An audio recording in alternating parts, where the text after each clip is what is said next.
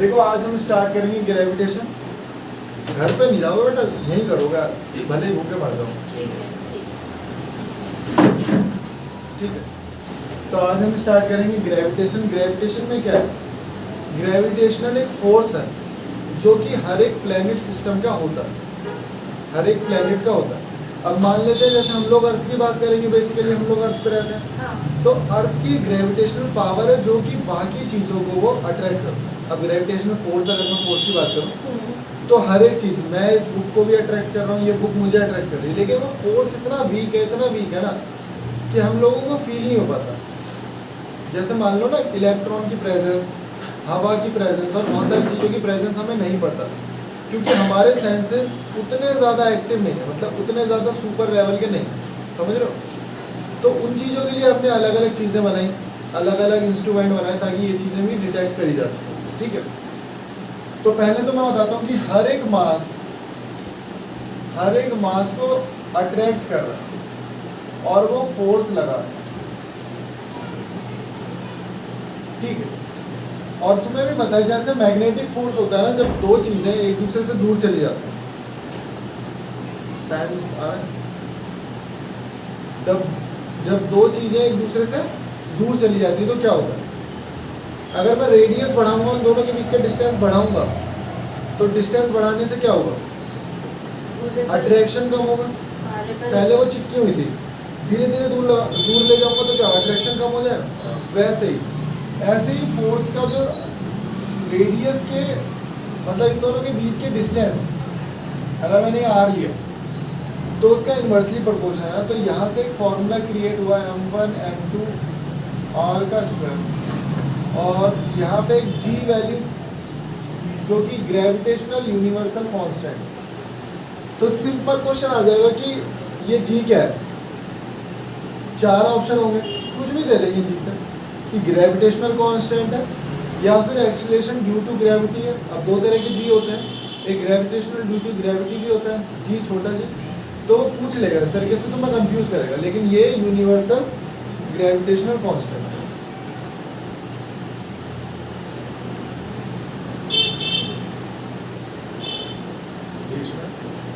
Constant, ठीक है, इसकी वैल्यू होती है 6.672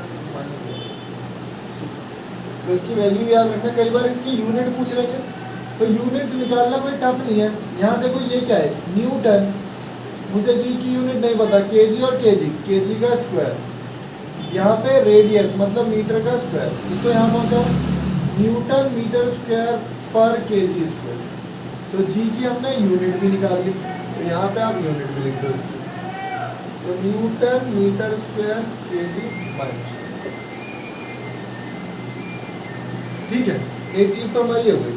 अब दूसरी चीज क्या है कि जब कोई ग्रेविटी है, अब ये ग्रेविटी तो मैंने बता दिया कि फोर्स ऑफ अट्रैक्शन। मान लो कोई बाहर की चीज हमारे पृथ्वी में, हमारे अर्थ में एंटर कर, तो अर्थ उसे खींचेगा। तो जब उसे अर्थ खींचेगा तो उसकी कुछ ना कुछ स्पीड तो होगी, उसकी कुछ ना कुछ स्पीड होगी। तो उसमें यही बताना है कि वो किस स्पीड से, किस एक्सेलरेशन से उसे खींचेगा। तो हमेशा याद रखना, जब भी कोई बाहर की चीज़ आती है तो उस पर फोर्स लग रहा हो, और अभी हम लोग हैं तो हमें भी खींचा जा रहा है। अभी हम तो धरती पे हैं, तो यार एक बाउंडेशन है, एक ऑब्स्टिकल है, रुक गए अंदर तो चले ही जाएंगे। ठीक है, तो ऐसे ही फोर्स लग रहा है, और जिसका नाम है mg, जिसको हम वेट भी कहते हैं, याद रखना यही हमारा वेट। तो जो ये है g, that is called acceleration due to gravity. मतलब अगर मैं लिखूं g बराबर a और इसकी वैल्यू होती है 9.8 मीटर पर सेकेंड। ठीक है, तो ये इसकी वैल्यू, मतलब अगर कोई भी चीज हमारी अर्थ में एंटर करती है तो वो हर एक सेकंड कितनी स्पीड बढ़ाएगी? 9.8। इतनी स्पीड उसकी इंक्रीज हो जाएगी, मतलब acceleration is what, change in velocity. तो इतनी वेलोसिटी उसकी हर बार बढ़ जाएगी। तो समझ रहे हो, मान लो कि अगर उसे 10 मिनट लग रहे आने, तो इसको मैं 10 मिनट मतलब 600 से गुणा कर दूँगा, तो उसकी स्पीड कितनी ज़्यादा हो जाएगी। इसीलिए जो मीटियोरॉइड्स होते हैं ना, वो अर्थ में आके जल जाते हैं। क्योंकि एक तो अर्थ में वो है एयर का फ्रिक्शन, हम लोग सोचते हैं कि एयर का फ्रिक्शन नहीं होता, लेकिन एयर का भी फ्रिक्शन होता है, वो हम पढ़ेंगे। तो दो तरह के फ्रिक्शन होते हैं, एक तो फ्रिक्शन नॉर्मल फ्रिक्शन और एक फ्लूइड का friction, that is called viscous, viscosity अभी पढ़ाऊंगा, ठीक है। तो याद रखना ये एक्सेलरेशन ड्यू टू ग्रेविटी। अब सबका ना अपना अपना एक्सेलरेशन होता है। जैसे अगर मैं बात करूँ मून का, तो मून का जो जी है वो इतना, तो ये लगभग 1.6 हो जाएगा क्या एप्रॉक्स, ठीक है। मून का जो ग्रेविटेशनल फोर्स है वो इतना, इसीलिए मून पे ना आपको ज़्यादा वेट नहीं लगेगा, मून पे आपको इतना वेट नहीं लगेगा। अब जब जितना यहाँ पे दौड़ सकते हो उससे डबल, मतलब उससे 6 गुना वहाँ दौड़ सकते हो। क्योंकि एक तरीके से अगर मैं दौड़ रहा हूँ तो बेसिकली मेरे जो पैर है वो 70 किलो का वजन लेके भाग रहे हैं, और वहाँ पे तो आपका वजन कम हो जाएगा, वहाँ पे 70 की जगह 12-15 किलो हो जाएगा। तो जब 12 किलो का कोई बच्चा है वो ज़्यादा भाग सकता है और उसके पास एनर्जी उतनी, समझ रहे हो, कि ये चीज़। उसके बाद अब देखो जो ग्रेविटी का फोर्स है ना वो इंडिपेंडेंट टू मास है, मास पे फर्क नहीं पड़ता। अब ये बड़ा अच्छा एग्जांपल है, कई बार लगता होगा तुम्हें, मैंने बोला कि एक मैंने मार्कर फेंका, एक मैंने रुई फेंकी, रुई कॉटन, और एक मैंने लोहे का इतना बड़ा बॉक्स फेंका। तो अगर तो क्वेश्चन आता है फिजिक्स में कि क्या वो तीनों एक टाइम पे गिरेंगे या लोहे वाला ज़्यादा गिरेगा या ये वाला ज़्यादा गिरेगा, तो क्या है इसका, है ना, गलत है। अगर मैं वैक्यूम में बात करूँ, मोस्टली जितनी भी वो होते हैं ना, मतलब पढ़ाई होती है, स्टडी करी जाती है, तो एक वो आइडियल केस पे करी जाती है। अभी आइडियल केस क्या होता है, मतलब यार जितने भी एक्सटर्नल फोर्स लग रहे हैं ना उनको क्या है, नेगलेक्ट कर दिया जाता है। जितने भी एक्स्ट्रा फोर्स लग रहे हैं, विस्कस फोर्स लग रहा है और जो भी फोर्स लग रहा है उसको क्या कर दिया जाएगा, नेगलेक्ट कर दिया जाएगा, मतलब उसको माना नहीं जाएगा। तो ग्रेविटी का अगर टेस्ट हो रहा है तो हम जो एयर वगैरह है ना, ये सारे फोर्सेस को हम लोग हटा देंगे, वो एक तरीके फ्रिक्शन है।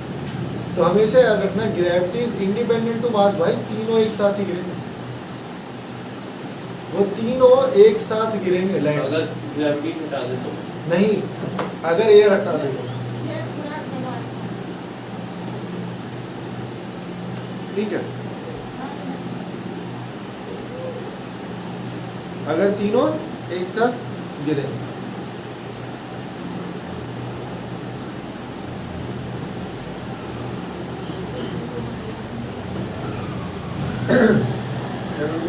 दवाई खिला दी मम्मी ने, ठीक है। तो एक्सेलरेशन ड्यू टू ग्रेविटी जो होती है वो क्या होती है, independent to shape, independent to size. मैंने बता दिया ना, कोई बड़ा है कोई छोटा है तो उससे कोई फर्क ही नहीं पड़ता भाई, या ना मास से फर्क पड़ता है। उसके बाद एक चीज और पढ़नी है, that is called escape velocity.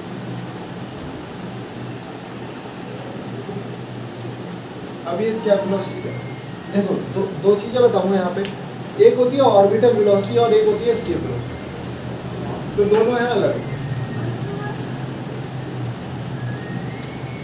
अगर मैं अर्थ है, ये मेरा अर्थ है, और अगर मुझे कोई सैटेलाइट अर्थ के चारों तरफ घुमानी है तो मैं उसकी ऑर्बिटल वेलोसिटी पे सेट करूंगा और उसे घुमा दूंगा। मतलब एक वेलोसिटी है जो ऑर्बिट में जाने के लिए चाहिए, एक वेलोसिटी है जो ऑर्बिट से बाहर जाने के लिए चाहिए। मतलब हाँ स्पीड, मतलब मैं अर्थ से किसी भी सामान को फेंकता हूँ, तो मैंने अर्थ से बॉल फेंकी तो बॉल वापस आ गई, क्यों, एक पॉइंट पे क्योंकि उसकी एक पॉइंट पे जाके उसकी एनर्जी खत्म हो जाएगी, और एनर्जी खत्म हो गई तो वह ऊपर कैसे जाएगी। बहुत अच्छा कंसेप्ट है, देखना। अब मैं बता क्यों रहा हूँ कि वेलोसिटी उसकी तेज करनी पड़ेगी, मतलब मुझे उसकी स्पीड तेज करनी पड़ेगी, क्यों, क्योंकि वो बाहर नहीं जा पाएगी ना फिर तो, क्योंकि velocity is directly proportional to energy. पढ़ा था ना हमने कि अगर एनर्जी उसके पास है तो वो ऊपर जाएगी, अगर नहीं है तो नहीं जाएगी, और वेलोसिटी एनर्जी पे डिपेंड करती है। तो वेलोसिटी अगर जाएगी, मोशन में है तो काइनेटिक एनर्जी की बात होगी, वेलोसिटी अगर ज़्यादा है तो काइनेटिक एनर्जी उसके पास ज़्यादा है, ठीक है। अब ये देखो कई बार क्या होता है, मान लो एनर्जी कांस्टेंट है तो मास को रिड्यूस किया जाता है, इसीलिए इंजन जो बनाए जाते हैं गायरोस्कोपिक, वो भाई बहुत टेक्नोलॉजी यूज़ करके उसको मास को रिड्यूस करना है। मास को रिड्यूस करने के बाद जो भी प्लेनेट के पास भेजा है हमने, धीरे धीरे उसका मास डिडक्ट करना है। जैसे जो भी हाइड्रोजन के सिलेंडर्स उस पर लगे थे, फिट थे, वो सीधे नीचे गिरा दिए जाते हैं। उनका एक पर्टिकुलर टाइम होता है कि वो इस टाइम पे गिरेंगे, और एक पर्टिकुलर पोजीशन होती है कि ये इस पोजीशन में जाके गिर जाएगा सिलेंडर। समुद्र में जाके वो आराम से गिर जाते हैं सिलेंडर। जब फ्यूल खत्म होगा तो उन सिलेंडर्स का क्या काम, गिरा दो उन्हें नीचे। तो शटल जो होता है वो बहुत बड़ा होता है, और उसमें सिर्फ जो मेन इंजन है, जो हमारा रॉकेट है, वही ऊपर जाएगा, मेन रॉकेट। बाकी सारे जो है आसपास की सारी चीज़ें नीचे गिरती रहती फिर समुद्र में जाके क्या होता है? है। ये पड़ा रहता है। अब उसे जाएंगे लेके आएंगे, इतना तो पैसा लग जाएगा, वेस्ट है। ठीक है, बहुत ऐसे ही वेस्ट इकट्ठा बहुत कहते हैं जितना कूड़ा यहाँ है ना, उतना कूड़ा स्पेस में है। बहुत कूड़ा है स्पेस में, आप सोच नहीं सकते इतना कूड़ा। रोज सैटेलाइट भेजते हैं, ब्लास्ट हो रही है, कुछ हो रहा है, ये हो रहा है। अब वो तो इधर से उधर घूमते ही रहता है, ऐसा तो नहीं खत्म हो जाएगा है? वो भी अर्थ पे भी गिर सकता है वो। अर्थ पे तो नहीं गिरेगा क्योंकि वो हमारी अर्थ की ग्रेविटी से बाहर चला। ठीक है, तो भाई एस्केप वेलोसिटी क्या है? एस्केप वेलोसिटी अर्थ के एटमॉस्फेयर से बाहर जाने के लिए जो वेलोसिटी है, that is called escape velocity. मतलब मैं कितनी स्पीड रखूं, जो मेरा जो रॉकेट है वो अर्थ से बाहर चला जाए। तो याद रखना 11.2 किलोमीटर, और ये ऑर्बिटल वेलोसिटी 6 साढ़े 6 के अप्रॉक्स होती है। ठीक है, कि हमें ऑर्बिट में जाके अब सेट करना है।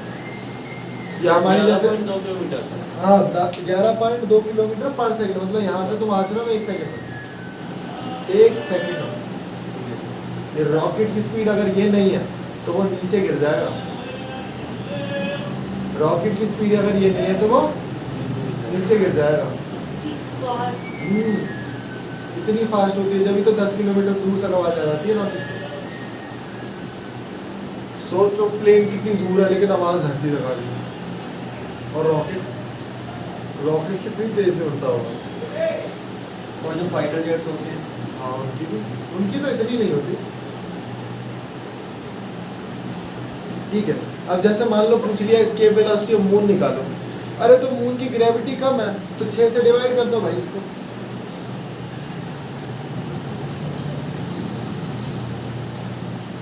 क्योंकि मून के पास कोई एटमॉस्फेयर नहीं है, मून के पास कोई एटमॉस्फेयर नहीं है, इसीलिए। ठीक है, अब एक चीज़ बढ़िया चीज़ बताता हूँ। कई बार क्या होता है बच्चे बड़े कंफ्यूज रहते हैं, तो मैं थोड़ा एक अच्छे लेवल तक तुम्हें बता देता हूँ कि वैल्यू ऑफ जी डिपेंड करती है या नहीं करती है। तो याद रखना कि वैल्यू ऑफ जी जो सरफेस पे है वो सबसे ज़्यादा है। जो अर्थ के सरफेस पे है ना, वो सबसे ज़्यादा ग्रेविटी है हमारी, मतलब 9.8 या जो भी 10 है, 10 मान लेते हैं कई बार। वो कहाँ है भाई? अर्थ के सरफेस। अगर मैं नीचे जाऊंगा मैंने क्या किया, मैंने अर्थ में आर पार, मैंने यहाँ से गड्ढा खोदना स्टार्ट किया, और मैंने क्या किया, मैंने सेंटर टू द अर्थ, एक मूवी है सेंटर टू द अर्थ, भाई आर पार गड्ढा कर दिया। आर पार मुझे नीचे का दिख रहा है, समझ रहे हो, आसमान तो हर जगह ही है ना। तो मैंने इतना ऐसा गड्ढा कर दिया अर्थ के अंदर, ऐसे एक टनल बना। तो टनल बना दी, तो यहाँ से यहाँ पे नीचे जाऊंगा तो ग्रेविटी 0 हो जाएगी। 0 इसका मतलब कि यहाँ पे उड़ेंगे, मतलब यहाँ पे ग्रेविटी है ही नहीं, फील ही नहीं होगा। हाँ उड़ोगे एक तरीके से फ्री। या तो बहुत ज़्यादा ग्रेविटी है इसका, ये सरफेस पे है। खड़े हैं ना, तो हाँ। बहुत ज़्यादा हाँ ग्रेविटी जब भी तो हम खड़े हैं, नहीं तो हिल लो, है ना। तो और एक एक्सपेरिमेंट आता है 11th क्लास में कि जब मैं यहाँ से बॉल फेंकूंगा ना, सबसे नीचे सेंटर पे, नहीं सेंटर पे जाने की कोशिश करेगी लेकिन जाएगी नहीं, क्योंकि वो मोशन में है और वो इनर्शिया में रहना चाहेगी, तो वो नीचे चली जाएगी, और नीचे वो जा नहीं सकती। फिर वो ग्रेविटी की वजह से फिर ऊपर आएगी, और वो ऐसे ऐसे ऐसे ऐसे ऑसिलेट होती रहेगी। तो मतलब ये हाइपोथेटिकल केस है, ऐसा तो मैं कर नहीं सकता, लेकिन अगर ऐसा करा जाए तो ऐसा होगा कि अगर मैं अर्थ के सेंटर में होल कर दूँ और मैं बॉल डाल दूँ तो बॉल मेरी ऑसिलेट होती रहेगी, क्योंकि इनर्शिया की वजह से वो नीचे जाएगी और फिर वो इनर्शिया तो कांस्टेंट है। इनर्शिया तो यार अभी मोशन में है वो चीज़, तो वो कैसी मोशन में ही रहना चाहिए ना, लेकिन अब सेंटर ऑफ द अर्थ उसे खींच रहा है। अच्छा तो इसमें कौन कौन से लॉ ऑफ मोशन लगते हैं? देखो वही पेंडुलम वाला है, ये पेंडुलम यहाँ से छोड़ा, ये यहाँ रुकना चाहेगा लेकिन ये यहाँ रुकेगा ही, ऐसे ही ऑसिलेट होता है, ऐसे ही वो बॉल ऐसे ऑसिलेट होती रहेगी। तो एक तरह से एक्शन थर्ड लॉ भी लग रहा है, सेकंड लॉ सब लग रहा है, सब लग रहे हैं, लेकिन हम स्टडी किसी एक लॉ पे करते हैं ताकि बाकी के, ठीक है। अब देखो यहाँ पे जब मैं ऊपर जाऊंगा, जब मैं ऊपर जा रहा हूँ ना तो मेरी ग्रेविटी इस हिसाब से कम हो रही है, मतलब इनवर्सली प्रोपोर्शनल तो है ही, समझ रहे हो, मतलब बहुत ही कम हो रही है, डबल रेट से कम हो रही है। तो जैसे जैसे ऊपर जाते हो तो भी ग्रेविटी कम हो रही है। तो ये तुम्हें फंडे अच्छे तरीके से याद हो, ठीक। एक चीज और, G इज मैक्सिमम एट पोल, जो G की वैल्यू है ना वो पोल पे मैक्सिमम।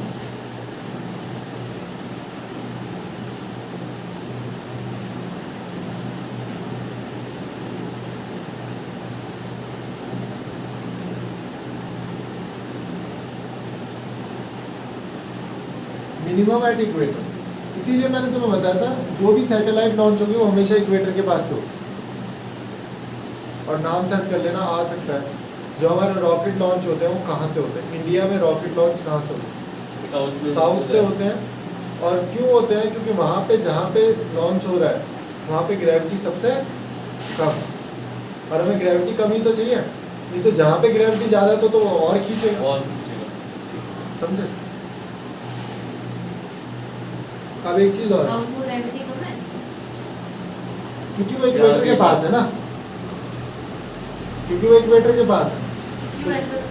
अरे यार खुद सोचो ना, ये इक्वेटर है ना, हाँ तो साउथ ये पड़ रहा है इक्वेटर के पास नहीं है, मान लो मैंने अर्थ बनाया ये इक्वेटर है,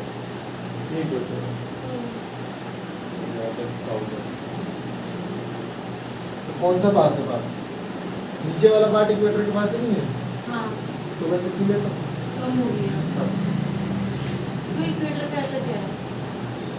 इक्वेटर पे सेंटर है ना, बता, रोटेशन, बहुत अच्छा सवाल है कि इक्वेटर पे ऐसा क्या है भाई, कोई बताना चाहेगा इक्वेटर पे क्या है ऐसा? बढ़िया सवाल। सेंटर है, मतलब मैं मुझे पता है अर्थ ना रोटेट करती है, अर्थ रोटेट करती है, थोड़ा सा समझने की कोशिश करना, बड़ा अच्छा चीज़ है। अर्थ, अभी एक टॉपिक ही बता देता हूँ, उसके जरिए बता देता हूँ कि G डिपेंड्स ऑन रोटेशन, कि वो अर्थ की रोटेशन पे भी डिपेंड कर रही है। मतलब रोटेशन का मतलब अगर कोई चीज़ तेज घुमा रहा हूँ, खुद सोचो, अगर मैं कोई तेज की घुमा रहा हूँ तो वो बाहर जाने की कोशिश करेगी जल्दी। अब अर्थ अगर तेज घूम रहा है तो अगर अर्थ ये ऐसे घूम रहा है लट्टू, तो सबसे ज़्यादा वेलोसिटी कहाँ होगी, यहाँ पे, क्योंकि ऊपर जाते जाऊँगा तो कम हो जाएगी ना, और पोल पे तो स्पीड ही नहीं होती। अगर पोल पे आप हो तो धीरे धीरे घूमेगी, मैंने बताया था ना यार कि एक झूला नहीं होता वो गोल गोल घूमने वाला जो स्कूल में होता था। अगर आप बिल्कुल पेरीफेरी पे हो, मतलब बाउंड्री पे हो,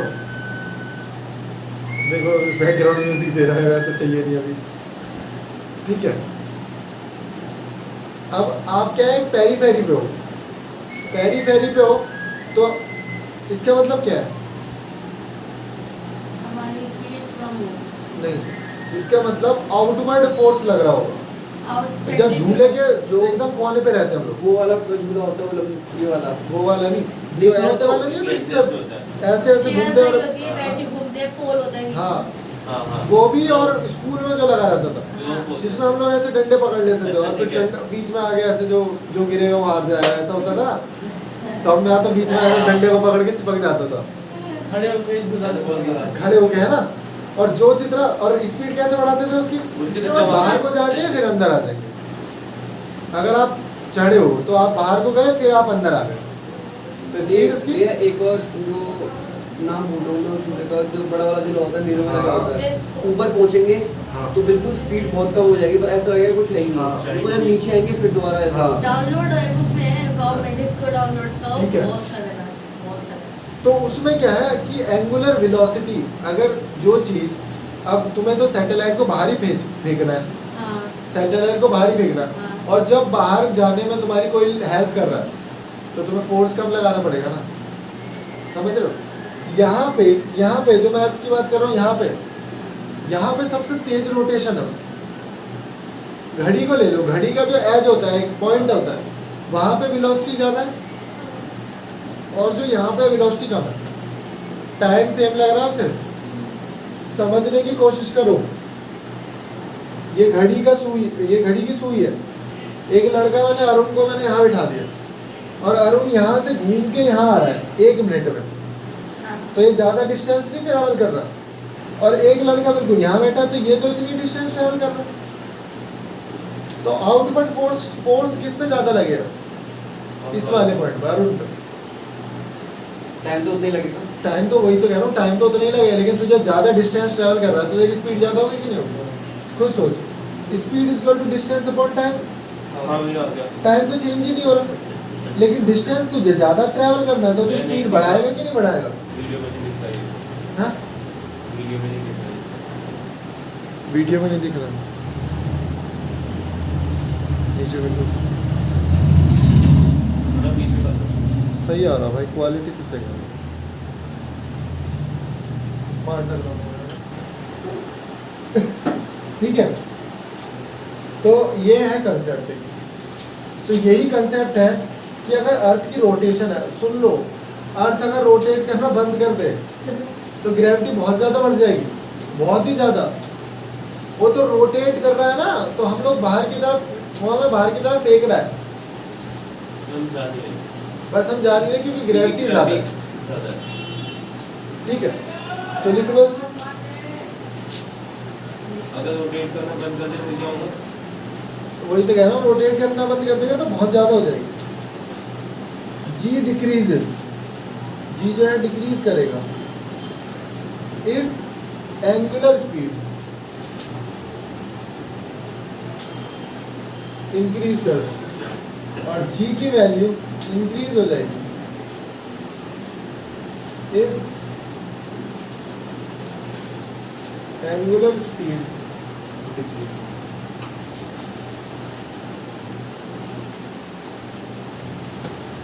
ठीक है, तो ये तुम्हें अच्छी तरीके से पता होना चाहिए। Yes.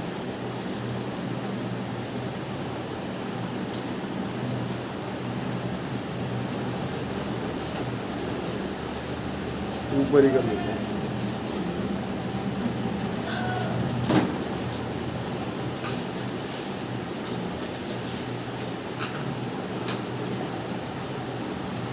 अब पढ़ेंगे एक छोटा सा टॉपिक, जरा सा बिल्कुल छोटा, सैटेलाइट्स। Asteroids, meteoroids, नहीं आ जाएगी सारी। इसके वेलोसिटी को कितनी बार क्वेश्चन आया कंपटीशन में कि इसके वेलोसिटी कितनी, 11.2 11.2 किलोमीटर पर हाँ। सेकंड। बस सेकंड। ठीक है, सबकी है। सबकी नहीं है, इसकी है। अर्थ की है, सबकी अलग अलग है।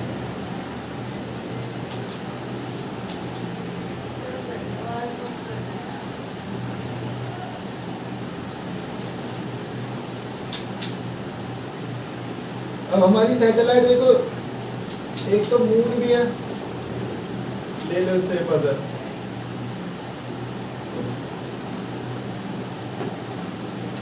दो तरह की सैटेलाइट होती है, एक तो हमारी नेचुरल सैटेलाइट और एक आर्टिफिशियल। और एक आर्टिफिशियल। जैसे आर्टिफिशियल बहुत सारी है, इनसेट भी है, और हमारी नेचुरल जो है मून। कोई भी चीज़ हमारी ऑर्बिट में घूम रही है, अर्थ की ऑर्बिट में घूम रही है, वो सैटेलाइट, वो हमारी सैटेलाइट। हमने उसे भेजा है तो आर्टिफिशियल, पहले से ही घूम रही है तो नेचुरल। जैसे क्वेश्चंस बता रहा हूँ, खुद सर्च करने, खुद ढूंढने। क्वेश्चंस एक एक नंबर के बहुत आते हैं कि सबसे मतलब जुपिटर की सैटेलाइट का नाम है सबसे बड़ी, ठीक है। और उसके बाद 60 वो तो मून्स है उसके, लेकिन सबसे बड़ी जो सैटेलाइट है उसका नाम क्या है, ठीक है। तो ये सारी चीज़ें तुम्हें पढ़नी है। उसके बाद देखो period of revolution near the surface. अगर कोई भी सैटेलाइट घूम रही है तो उसे 24 घंटे लगते हैं चक्कर लगने अर्थ पे, उसकी स्पीड बहुत ज़्यादा होती है, ठीक है। जियो स्टेशनरी सैटेलाइट, जियो स्टेशनरी जो सैटेलाइट होती है वो कितनी हाइट पे होती है? देखो दो तरीके की सैटेलाइट होती है, एक तो जियो स्टेशनरी और एक पोलर सैटेलाइट। तो वो लगभग इतने किलोमीटर एप्रॉक्स इतनी हाइट पे होती है, और उनका जो रोटेशनल होता है वो वेस्ट टू ईस्ट होता है,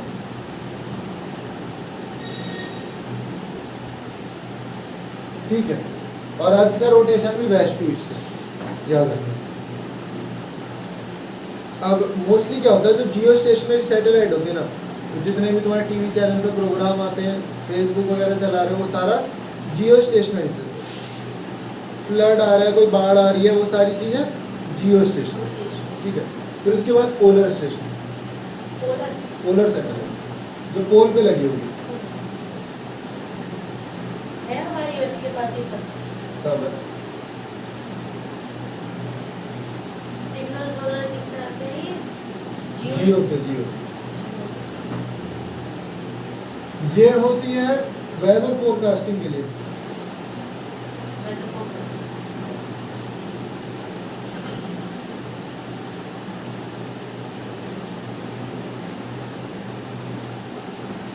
मैप, गूगल मैप, ये सारी चीज़ों के लिए पोलर सैटेलाइट है, ठीक है। अब कुछ जनरल प्रॉपर्टीज बता रहा हूँ मैं, वो एग्जाम में आएंगी, वो इम्पोर्टेंट। अब वही पढ़ने जा रहे हैं। ये टॉपिक ऑफ लाइन वाइज बता रहे हो मेरा कि मतलब इसके बाद ये टॉपिक है इसके बाद। ठीक है। जनरल प्रॉपर्टीज ऑफ मैटर, जो मैटर है उसकी जो जनरल प्रॉपर्टीज है वो क्या है? मैटर या मैटर, मैटर, एमिडेबिलिटी हाँ।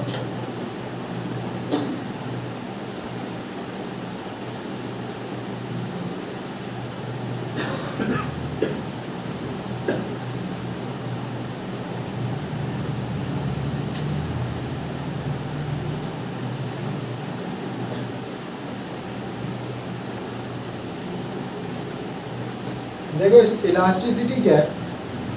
Elasticity is a property of a material of a body by virtue of which the original shape acquired to its, ठीक है। अगर कोई बॉडी है वो अपनी जो भी ओरिजिनल पोजीशन को, ओरिजिनल स्टेट को एक्वायर कर लिया, तो इसका मतलब वो इलास्टिक है। जैसे मान लो रबर है, आपने रबर को ऐसे करा फिर छोड़ दिया तो वैसी हो गई। स्टील है, उसको आपने मोड़ा फिर उसके बाद वैसी हो गई, है ना। तो यही है इलास्टिसिटी। हाँ, अब एक इसमें हुक्स लॉ वगैरह आ जाते हैं, लेकिन तो वो पढ़ने तो नहीं है, लेकिन फिर भी पढ़ लो। ये हुक्स लॉ होता है कि एक इलास्टिक पॉइंट होता है, एक इलास्टिक लिमिट होती है। इसके बाद क्या होता है, ये ना आगे जाके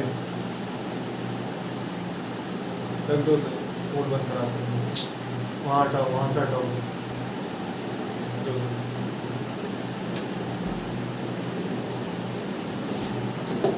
तो यहाँ पे जाके वो अपनी इलास्टिक लिमिट को लूज कर देता है। मतलब आपने उसे खींचा और एक उसकी इलास्टिक लिमिट थी जो उसकी क्रॉस हो गई है, उससे और खींच दिया आपने, तो भाई या तो वो टूट जाएगी या तो हमेशा के लिए लंबी हो जाएगी। जैसे स्प्रिंग होती है ना जो पैन में होती है, उसे आप थोड़ा सा खींचो फिर छोड़ दो, वो वैसी हो जाएगी। आप उसे एकदम ऐसे खींच दो, वो हमेशा के लिए डिफॉर्म हो जाएगी, थोड़ी चेंज हो जाएगी, चेंज ही हो जाएगी भाई, वो सीधी हो जाएगी, डिफॉर्म हो जाएगी, अपनी प्रॉपर्टी को वो लूज कर देगी। तो एक चीज़ याद रखना कि क्वेश्चन आ जाता है कि सबसे ज़्यादा इलास्टिसिटी किस में है, तो याद रखना स्टील में है सबसे ज़्यादा। तो मैं जान के तो हैरानी होगी यार, रबर तो ज़्यादा इलास्टिक होती है, लेकिन सबसे ज़्यादा इलास्टिक कौन सी होती है? क्या होता है? Steel. Steel is much more elastic than rubber, ठीक है। तो ये तुम्हें अच्छी तरीके से याद होना चाहिए। जो उसके वायर होते हैं वो वायर किसके वायर? देखो मैं तुम्हें एग्जांपल देता हूँ कि स्टील ना, अभी तो तुम्हें ऐसा लगा तुमने इतना छोटा पीस लिया तो स्टील तुम बेंड नहीं कर पा रहे। अगर वो बहुत लंबा सरिया होता ना तो वैसे हिलता अपने आप, हाँ और वो बहुत ज़्यादा मतलब 1 किलोमीटर लंबा है और ऊपर से लटक रहा है छत से, रस्सी तो की उसे तरह आप ऐसे रस्सी की तरह हिला सकते हो रस्सी। और जब तेल की खुदाई करी जाती है ना, उधर से आ जाओ उधर से। जब तेल की खुदाई करी जाती है ना तो टनल बनाई जाती है, टनल होती है उसके अंदर। अब मुझे तो पता नहीं है ना कि जो मैं ऑयल रिफाइनरी कर रहा हूँ तो ऑयल रिफाइनरी में मेरे को यहीं तेल मिल जाएगा, तो ऑयल रिफाइनरी में मुझे तेल कहीं भी मिल सकता है। मान लो यहाँ, और यहाँ पे कोई बड़ा सा पहाड़ आ गया तो क्या है, स्टील को ना इस तरीके से मुड़ के जाना पड़ता है, उसके अंदर कटर लगा हुआ है इतना मोटा, ठीक है, तो उस स्टील को क्या है मुड़ के जाना पड़ेगा। तो आप सोच नहीं सकते ये 4-5 किलोमीटर इतनी मोटा स्टील का टनल कैसे बैंड हो गया, समझ रहे हो? स्टील का इतना मोटा सोच नहीं सकते, मतलब सरिये की तरह है, लेकिन वो तो बैंड हो नहीं सकता, लेकिन फिर भी बैंड हो। तो वो जितना ज़्यादा उसकी लेंथ बढ़ाओगे उतनी ज़्यादा इलास्टिसिटी उसमें बढ़ जाएगी। तो ये तुम्हें याद रखना है कि स्टील, इसलिए बता रहा हूँ कि steel is more elastic than rubber. Short range के लिए तो रबर ज़्यादा है। नहीं, इलास्टिसिटी हर एक प्रॉपर्टी जो है ना, जैसे रेसिस्टिविटी है तो वो एक फिक्स है, मतलब 1 मीटर और 1 मीटर स्क्वायर के लिए ली जाएगी। तो इसका भी एक होता है, मतलब स्टैंडर्ड तू नापेगा कैसे यार, किसी चीज़ को कंपेयर कैसे करेगा? ये तो नहीं कि बड़ी मतलब ज़्यादा है तो भारी हो गई। एक हम ले लेते हैं जैसे डेंसिटी नापनी है, तो सबको 1-1 लीटर ले लिया हमने, तो 1 लीटर में जो भारी मिल रहा है उसकी डेंसिटी ज़्यादा, समझ रहे हो? ऐसे थोड़ी तू 5 लीटर पानी ले ले और 1 लीटर कुछ और ले ले, क्वांटिटी सेम होनी चाहिए। तो क्वांटिटी सेम होनी चाहिए वहाँ पे, ठीक है। उसके बाद प्रेशर, प्रेशर को हमें पढ़ना अच्छे से। बस यही प्रॉपर्टी है। हाँ, इलास्टिसिटी में तो मैलेबिलिटी जो होती है, रिलायबिलिटी। अरे वो तो टर्म्स है यार, सब पता होना चाहिए कि मेलिएबल क्या होता है, जिसको हम लोग किसमें शीट में कन्वर्ट करते थिन शीट्स हैं, थिन शीट। और एक डक्टिलिटी वायर में कन्वर्ट करते वायर। हैं, किसमें? वायर। डक्टिलिटी। टेंसाइल क्या होता है, जिसको हम खींच सकते हैं। ब्रिटल क्या होता है, जिसको हम बिस्कुट की तरह तोड़ सकते हैं। तो ब्रिटल एक नेचर है, टेंसाइल भी एक नेचर है। किसका? एलॉयज में किसकी? एक्सेप्शंस होते हैं ना, एलॉयज में वो तो हमने बनाए हैं ना, उसमें तो हम लोग हमें जैसा रिक्वायरमेंट है एलॉयज में, वो तो मॉडिफिकेशन है। एलॉय मेटल और नॉन मेटल्स के दोनों के मिक्सचर, दोनों के होते हैं, मेटल्स के भी एलॉय हो, 2 चीज़ मिला दो आप, बस वो एलॉय हो, एलॉय बस। गेट बंद कर दो, मेरे को खूब पानी। ठीक है, जो ऑनलाइन क्लास करना है, ऑनलाइन क्लास स्टैटिक क्लास है। अच्छा आज है, ये बुक ले जाओ और इसे पूरा करके आना, ठीक है? कल तो अब हम प्रेशर पढ़ेंगे, तो प्रेशर में क्या पढ़ना है?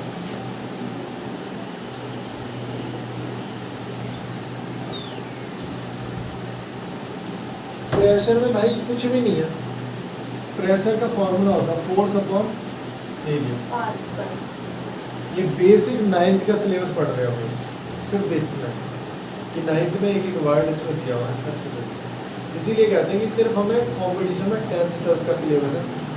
जो बच्चा 10वीं अच्छे से पढ़ लेगा, हर एक चीज़ पढ़ लेगा, तो उसको दोबारा पढ़ने की जरूरत नहीं।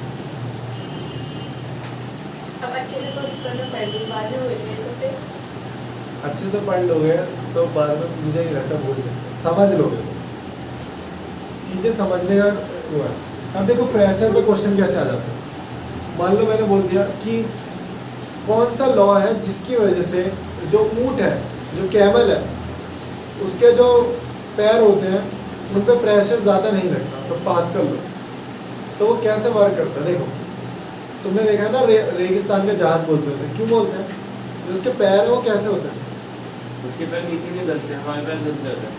उसके पैर गद्देदार होते हैं और चौड़े होते हैं, उसके पैर ऐसे होते हैं, मतलब उसे रोड पे चलाओ ना तो वो नहीं चलते, हट जाएंगे उसके पैर, सॉफ्ट होते हैं बहुत।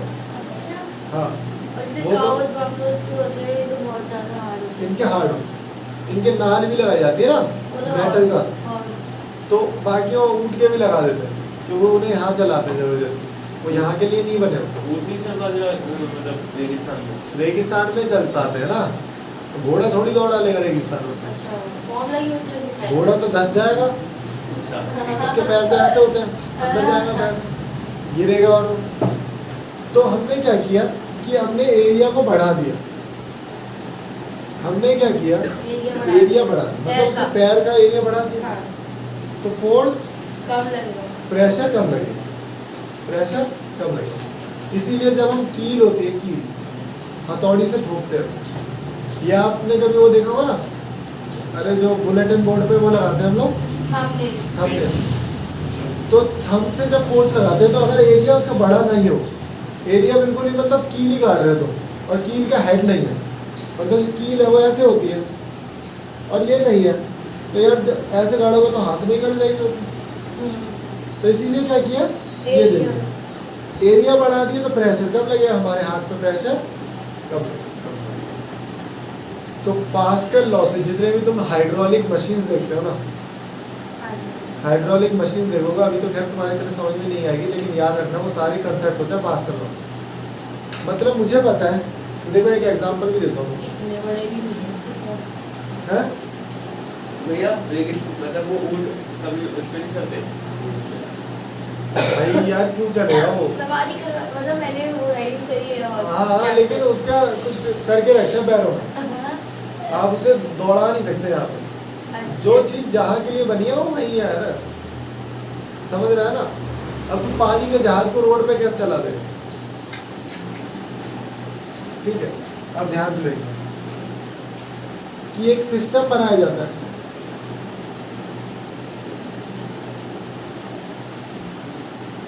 सीबीएसई कंपार्टमेंट डेटशीट आ गई है। हाँ कल आ गई। कल आ गई थी ना कवर पेपर। ठीक है Starts from 22 September. September. अब देखो यहाँ पे एक प्लेटफॉर्म है,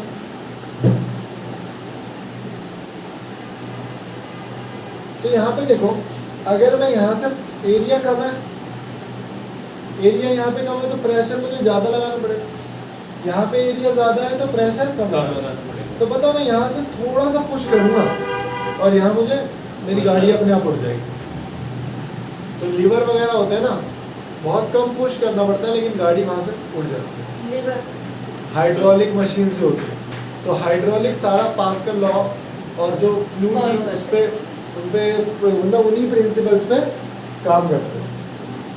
एरिया का मतलब इन्वर्सली प्रोपोर्शनल। हाँ। ये जो गाड़ियाँ टो करते हैं उसमें हाइड्रोलिक सब हाइड्रोलिक, जो तेरे सामान ढोने आती है वो ऐसे होके सारा सामान गिरा देते हैं, हाँ। तो वो नीचे हाइड्रोलिक सिस्टम पे पिस्टन अरेंजमेंट सिस्टम है, वो हाइड्रोलिक है, समझ रहे हो। हाइड्रोलिक मेन क्या कहता है कि जैसे कि हमारे प्रेशर वो पास्कल पे चलता है। प्रेशर पे चलता है, मतलब प्रेशर, अब प्रेशर इतना ज़्यादा हो जाता है कि कोई भी चीज़ ऐसे उठ जाए, वो लिक्विड एक्सपेंड हो रहा है, कोई चीज़ लिक्विड एक्सपेंड हो रही है, कुकर में गैस एक्सपेंड हो रही है तो फट नहीं जाएगा।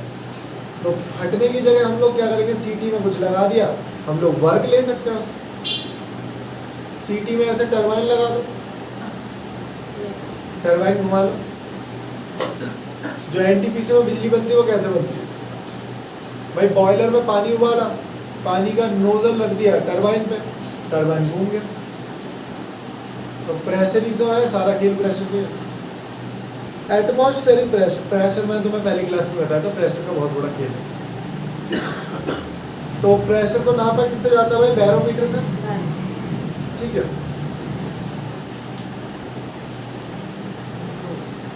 अगर स्नोफॉल होने वाली है तो प्रेशर कम ज़्यादा होता है, तो वो बता देता है बैरोमीटर। अगर तूफान आने वाला है तो बैरोमीटर बता देगा, ठीक है।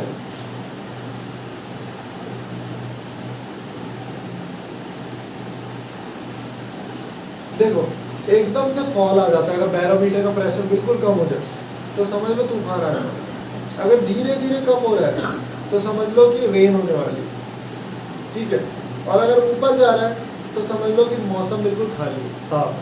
अब हमारा ये प्रेशर भैया अब कौन से कैसे, पेज नंबर पे है? अभी प्रेशर कैसे पता लगेगा? 76। अब बैरोमीटर से, बैरोमीटर का है बैरोमीटर से। तो बैरोमीटर पे प्रेशर मेजर करने का इंस्ट्रूमेंट है, उससे पता लग जाता है। अब आर्किमिडीज प्रिंसिपल है आर्किमिडीज। जो कि हमारे पानी को लेके है।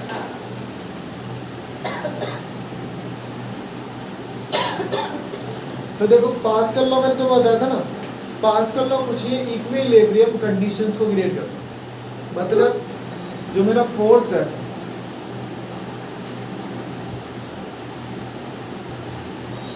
वो तो यार दोनों बराबर ही रहेगा ना, इन दोनों का प्रोडक्ट ही रहेगा, फोर्स में इन दोनों का प्रोडक्ट ही रहेगा। अब होता क्या है कि आप एक चीज़ को कम कर रहे हो तो दूसरी चीज़ बढ़ जाएगी, तो सारा खेल इन चीज़ों पे डिपेंड करता है। तो हाइड्रोलिक लिफ्ट, जितने भी लिफ्ट होती है, हाइड्रोलिक प्रेस, प्रेस देखिए, प्रेस देखिए जो अलमारी वगैरह बनाई जाती है, उसमें गाड़ियों को की शीट है जो हाइड्रोलिक प्रेस से जो मोड़ दिया जाता है, कैसा भी मोड़ लो, ठीक है, तो हाइड्रोलिक प्रेस कहते हैं। हाइड्रोलिक ब्रेक, जो फ्लूइड ब्रेक होता है उसमें, वो वाली, ठीक है, are work on Pascal law of pressure, ठीक है। उसके बाद मैंने बताया आर्किमिडीज प्रिंसिपल।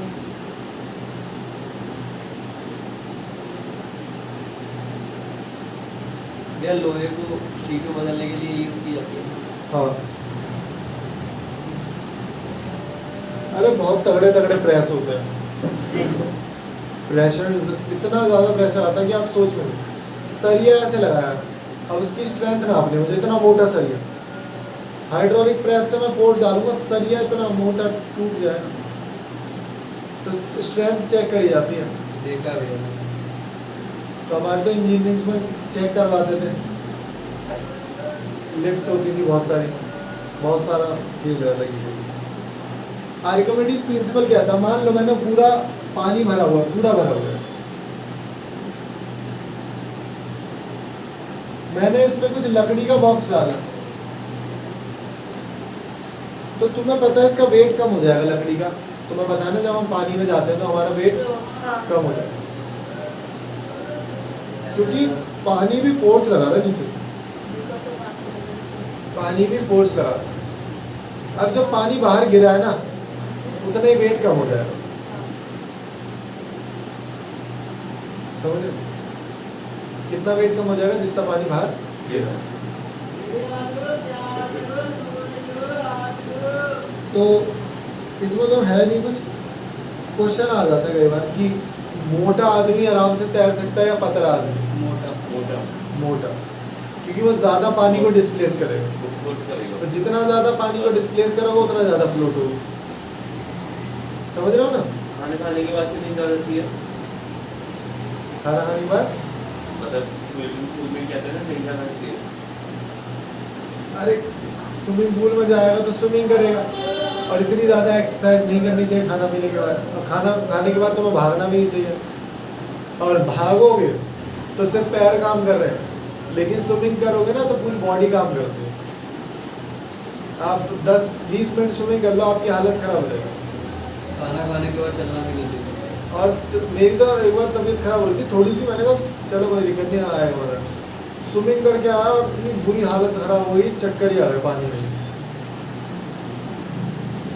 ठीक है। तो स्विमिंग के बाद बहुत ज़्यादा थक जाते हैं, बहुत। अब स्विमिंग पूल खुल नहीं रहे हैं, तो आर्किमिडीज प्रिंसिपल कुछ नहीं है, बस यही कहता है कि जितना भी वजन है ना वो हमारा कम हो जाए। अब law of flotation, law of flotation क्या कहते हैं? लॉ ऑफ फ्लोटेशन,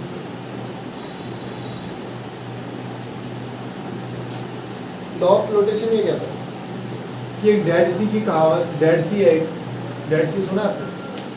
वहाँ पे हम लोग तैरते हैं, मतलब लेट जाओ, न्यूज़पेपर पढ़ रहे हो लेट के, पानी है, समुंदर है, देखा है, मतलब फोटो देखी, डूब नहीं सकते वहाँ पे, डूब नहीं सकते, चल नहीं सकते वहाँ पे, चल तो नहीं सकते, डूब नहीं सकते, चलोगे तो थोड़ा सा अंदर जाओ, लेकिन पूरा डूबोगे नहीं, क्यों भी ऐसा मतलब क्योंकि लेट जो सकते हो। सॉल्ट उसमें इतना ज़्यादा है कि जो उसकी डेंसिटी है वो ज़्यादा है, उसका कलर भी चेंज है, हमारी बॉडी के डेंसिटी से, हमारी बॉडी की डेंसिटी से उसका कलर वो जो है डेल, हाँ डेड सी, DED हाँ बाद में सर्च करना है, देखो नहीं अभी नहीं।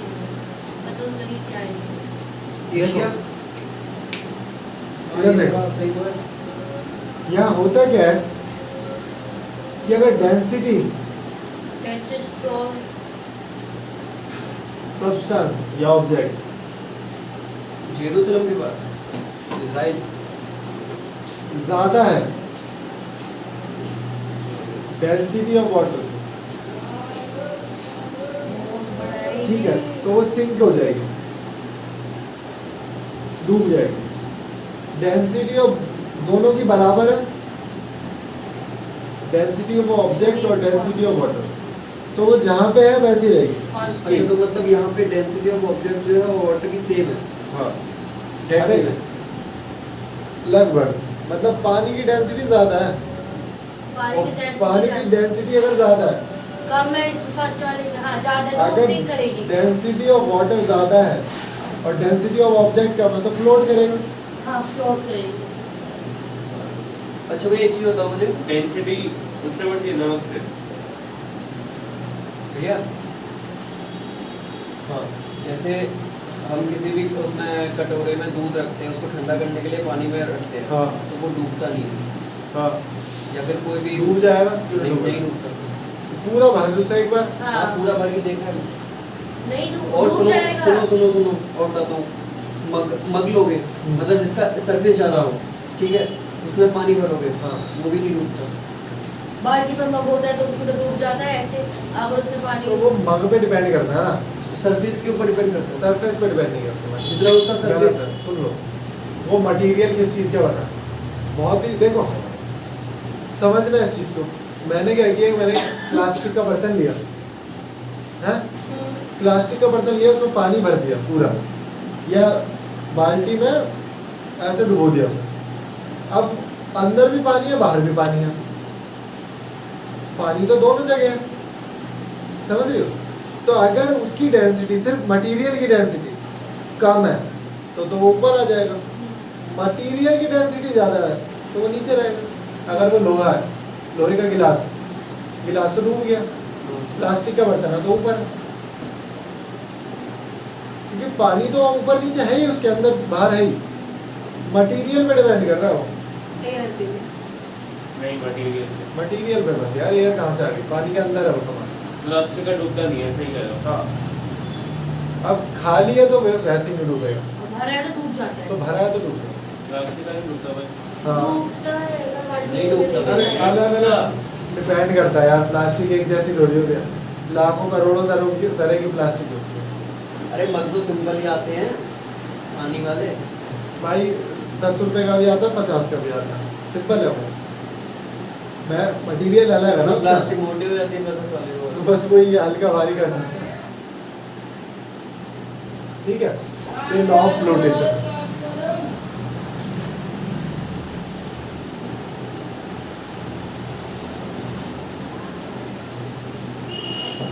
कितनी बच रही है? अब density, surface tension, capillarity, viscosity, Bernoulli theorem, thermal expansion, ये हम कल करें। बायो में पढ़ा होगा। बायो कल पढ़ा।